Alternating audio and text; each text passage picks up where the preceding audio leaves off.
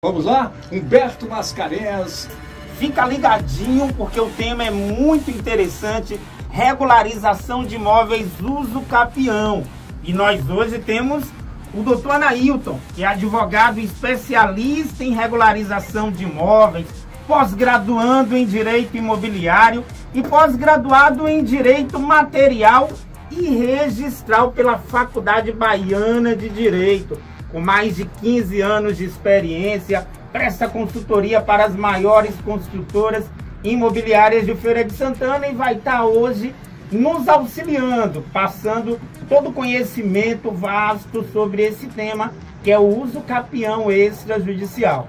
E a coordenação de jornalismo de Jorge Bianchi. Doutor Anailton Góes, eu aproveito para fazer essa pergunta que o Humberto Mascarenhas colocou em pauta. O que é uso capião extrajudicial?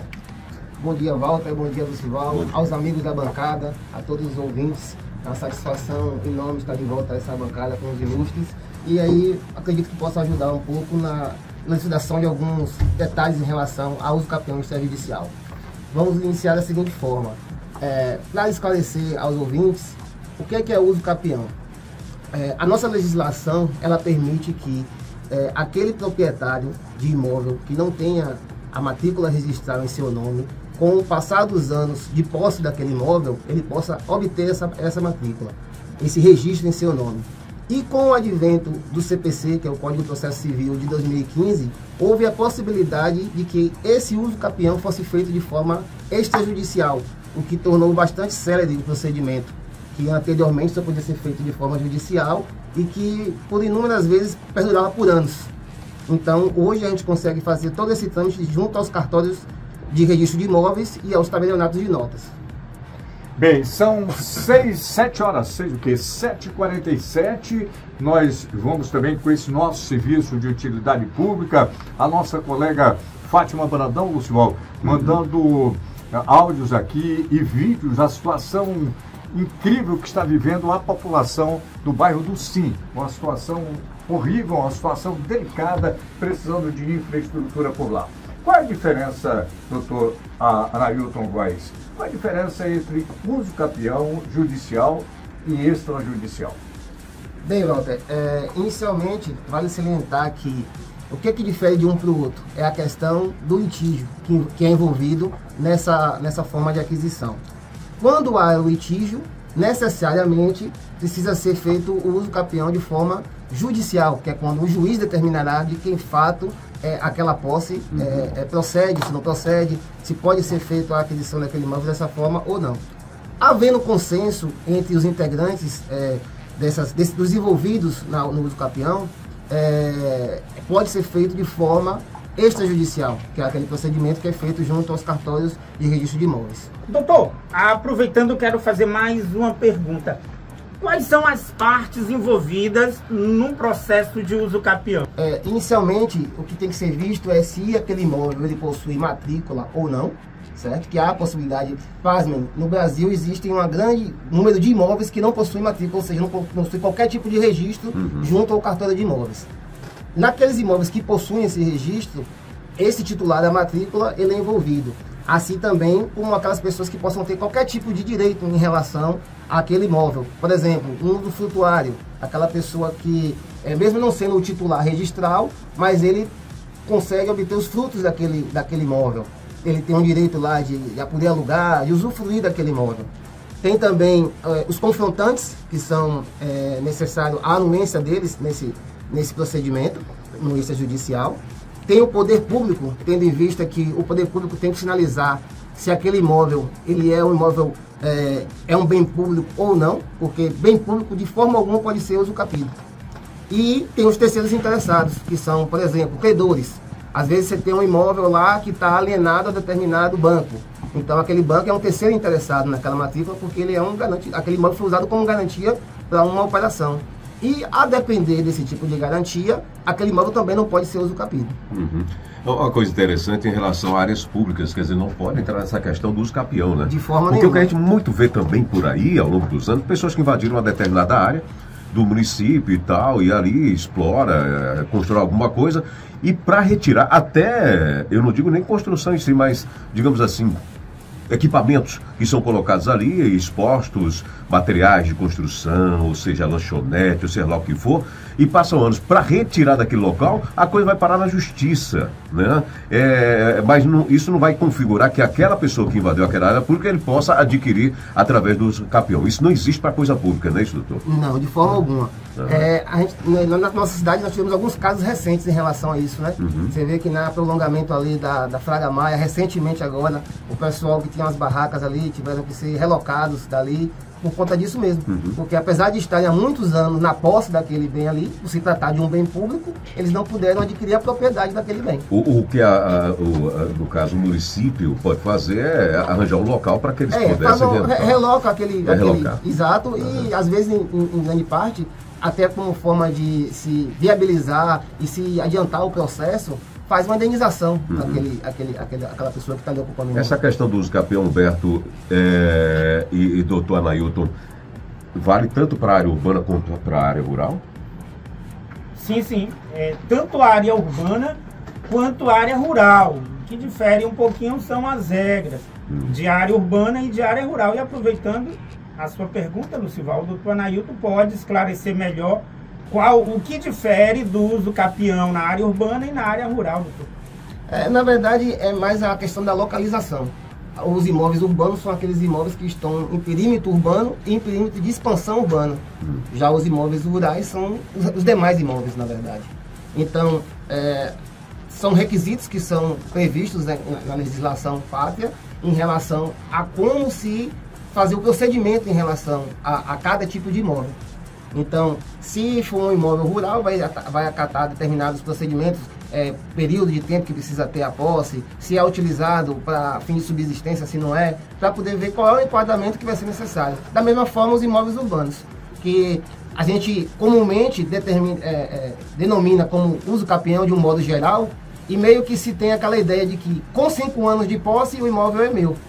Na verdade, não funciona dessa forma. A gente tem que analisar de forma bem minuciosa para ver qual é o enquadramento que pode ser dado àquela posse. E aí sim determinar qual o tipo de uso capião que pode ser utilizado para se regularizar aquele imóvel.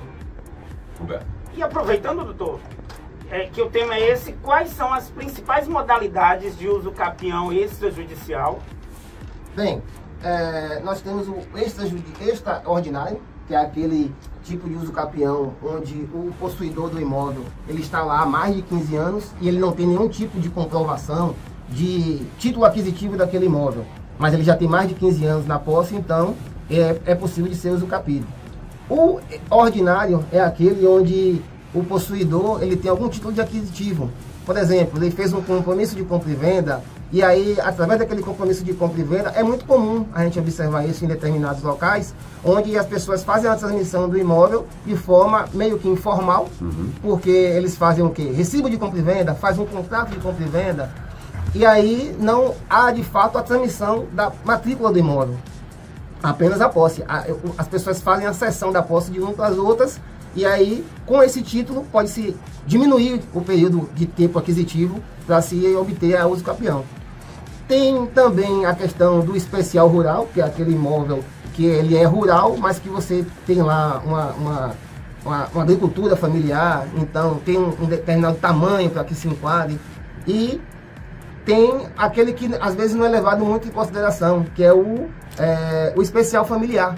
Quando um cônjuge, por exemplo, abandona o lar, o cônjuge que ficou no imóvel, ele pode requerer o uso capião daquele imóvel para si, por abandono do lar. Esse detalhe aí também, né? E o que é que diferencia o uso capião de outras formas de conquistas de direitos? Bem, o que é que muda? O uso capião, ele se perpetua através da posse mansa e pacífica daquele bem. Então, nos outros títulos aquisitivos, você precisa ter a compra e venda, existe a transmissão. Esse uso capião, ele é uma forma originária, vamos se dizer assim. Para os ouvintes entenderem, é como que se não houvesse a transmissão. Você está na posse do bem, então é gerada uma nova matrícula para aquele bem específico. Então, é uma forma originária. É como se fosse a primeira matrícula para aquele imóvel. Humberto? E, doutor, como fazer um uso capião extrajudicial? E aproveitando a pergunta, ela pode ser feita sem um advogado ou ela precisa de um advogado? Necessariamente, Humberto, seja judicial ou extrajudicial, para que se adentre com o procedimento de uso capião ou o processo de uso capião, necessariamente precisa de um acompanhamento de um advogado, de preferência especialista na área.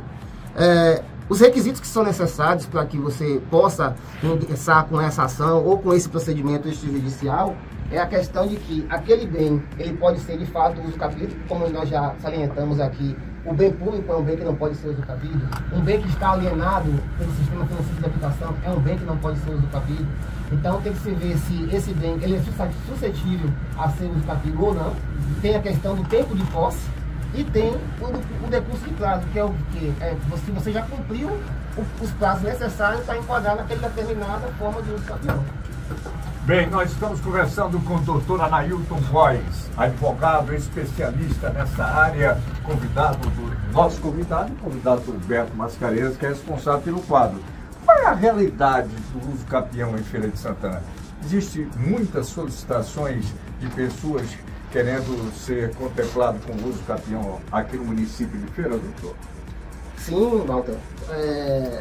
Se você fizer um levantamento nos cartórios de registro de imóveis, até em relação a uma forma de regularização, que é o uso capião, existe uma grande demanda por esse procedimento, tendo em vista que grande parte dos imóveis não tem registro ou não tem qualquer tipo de matrícula que se possa ser feita entre o adquirente, que comprou através de um recibo de compra e venda, ou de um familiar que às vezes sumiu e que não consegue ter contato com o titular da matrícula. Então, o uso capião, de fato, é uma forma que tem sido bastante utilizada na nossa cidade. E com relação à metragem, dando sequência, tem uma metragem determinada, definida, para que seja liberado o uso capião? Sim, aí vai depender, na verdade, da modalidade de uso capião a ser utilizada.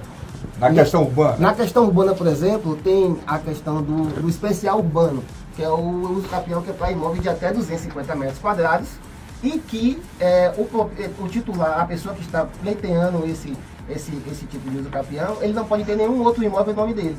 Então, se ele atender alguns requisitos, aí sim ele pode se enquadrar. Até 250 metros quadrados. Mas aí o que é que difere das outras modalidades? É o prazo que ele precisa ter de posse para conseguir fazer o uso capião. Nesse tipo de modalidade, com apenas 5 anos ele já consegue fazer.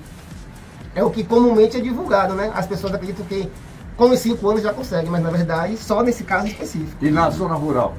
Na zona rural depende também da utilização. Se for um imóvel que for para fins de subsistência, aí consegue se enquadrar com uma especial rural também, que cai o prazo prescritivo para conseguir obter o uso capião. Humberto. Doutor, nós trabalhamos muito com locação e a gente vê muitos proprietários se recusarem a fazer um contrato de locação por um longo período ou até fazer a renovação, que eles imaginam que um contrato de locação longo pode fazer com que o inquilino venha ter algum direito, inclusive de uso capião futuro.